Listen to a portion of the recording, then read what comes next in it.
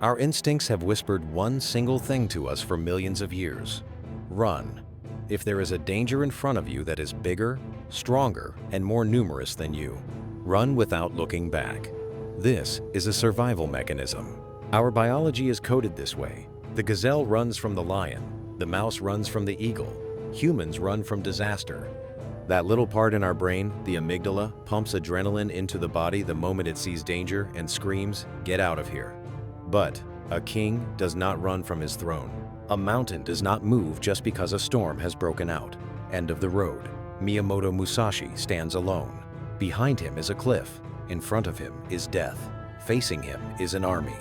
Maybe not a regular army, but an angry mob that hates him, wants to tear him apart, clanking their weapons.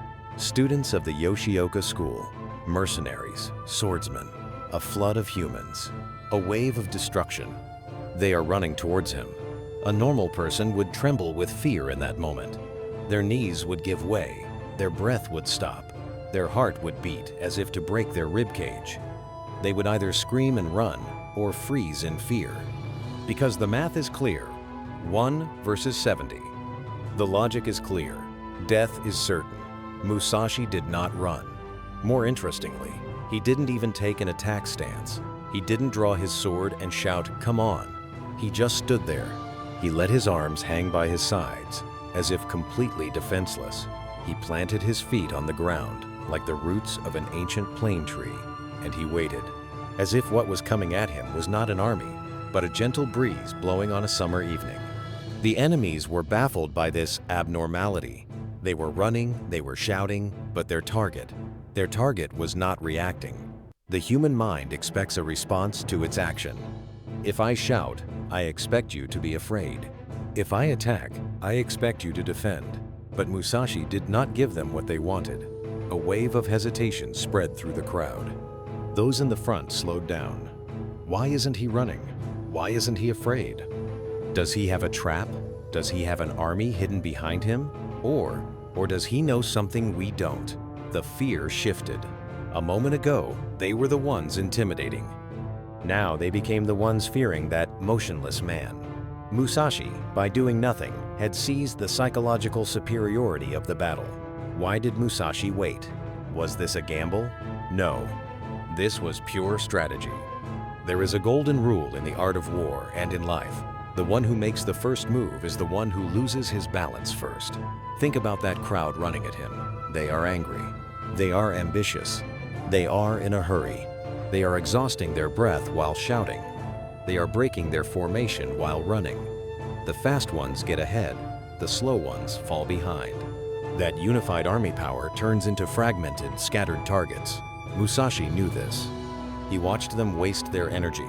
If Musashi had been scared and made an early move, if he had run towards them, he would have played the game they wanted. But he waited like a bow being drawn. He kept his muscles loose, his mind open. He was conserving his energy.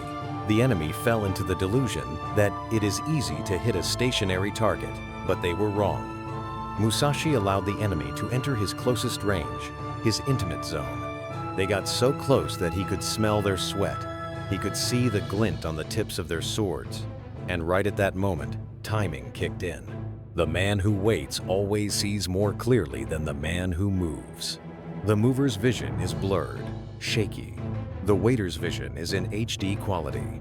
Musashi scanned the enemy's openings like an X-ray machine inside that chaos who was stumbling, who was holding their sword wrong. And when that microscopic moment he was waiting for arrived, he exploded. Not to escape, to pass right through them. Now, let's leave this battlefield and look at your life. Because you fight an army every day too. Maybe you don't have a sword in your hand, but you have crises running at you. Economic crisis news comes in. You panic. I must buy dollars immediately. I must sell immediately. We are sinking.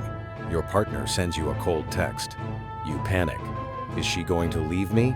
I must call immediately. Send 10 texts immediately. Fix the situation. A rumor starts about you at work. Funding. You panic. I must defend myself immediately. Send emails to everyone and explain. You are constantly reacting. You are just like those mindless soldiers running at Musashi. Your emotions govern you. Your fear governs you. You are being tossed around like a leaf in the wind. You constantly say, I must do something. If I stand idle, I will die. And what happens? You make mistakes. You sell at the bottom and buy at the top in the stock market. You suffocate your relationship while trying to fix it. You look more guilty while trying to defend yourself. Wrong decisions are always made with that flight and panic psychology. Your amygdala has hijacked you. Your logic is offline. However, power is the ability to stand still. It is being able to put your hands in your pockets and say, let the dust settle first. Let's see the truth, while everyone else is panicking, screaming, and shouting.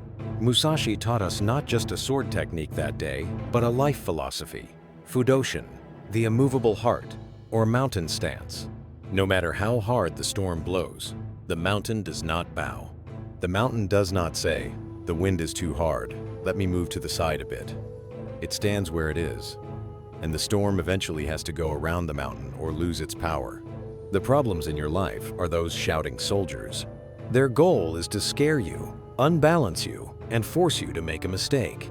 If you run, they will hunt you down. If you turn your back, they will stab you.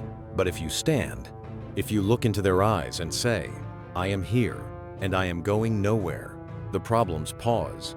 Chaos hesitates in the face of order. In psychology, this is called grounding. There is nothing more dangerous than a man who waits silently, observes, and does not rush, because you cannot predict what he will do. The limit of the shouting man is clear. It ends when his voice gives out. But the limit of the silent man is unknown. Today, right now, think about that thing that is squeezing you in your life. That situation that rushes you, that scares you. Silence that thin voice inside you that says run, that says answer immediately. Do not act immediately. Do not reply to the message immediately.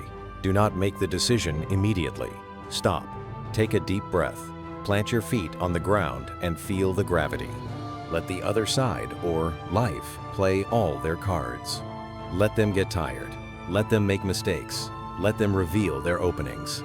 You just watch. Be the eye of the storm. While the apocalypse breaks out outside, let your center be silent and deadly.